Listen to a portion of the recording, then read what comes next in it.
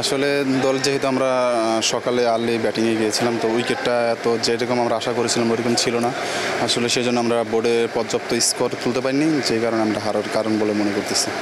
আপনি এখন পর্যন্ত আসলে ম্যাচ খেলার সুযোগ পাননি, তো আপনার লক্ষ্যটা কি এবার এনসিএল টি20 নিয়ে এবং এমন একটা টুর্নামেন্টে আসলে কীরকম করতে চান? অবশ্যই আমি বাইরে থেকে প্র্যাকটিস করতেছি, আমার প্রিপারেশন আমি ঠিকঠাক রাখতেছি। যদি সুযোগ হয় অবশ্যই আমি আমার সেরাটা দিব।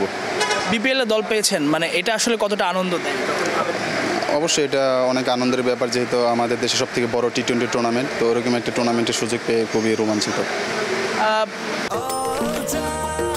নিশ্চিন্তে খান স্বাস্থ্যকর অল টাইম পান, অল টাইম হেলদি লাইফ। যখন আসলে বিপিএলে দল পেলেন, এই খবরটা আসলে কিভাবে শুনেছেন বা জেনেছেন, কার মাধ্যমে জেনেছেন? জেনেছি সিলেট টিমের ম্যানেজার, উনি আমাকে ফার্স্ট কল করেছিল। তারপরে আসলে পরিবারের মধ্যে আসলে সেটা কিভাবে জানিয়েছেন, কিংবা যখন কলটা আসে তখন আমি আমার মায়ের সামনে ছিলাম, আমার মা তখনই জানতে পারে। নিশ্চয়ই তখন একটা আবেগঘন মুহূর্ত। অবশ্যই খুবই।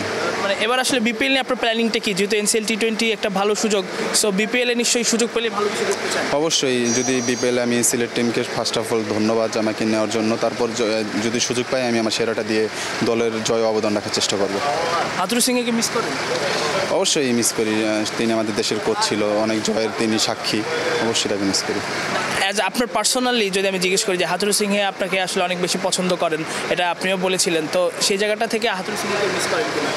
হ্যাঁ, তিনি চলে গেছেন, অবশ্যই তাকে মিস করি। যদি থাকতো তাহলে অবশ্যই কথা হতো। থ্যাংক ইউ ভাই। ওকে।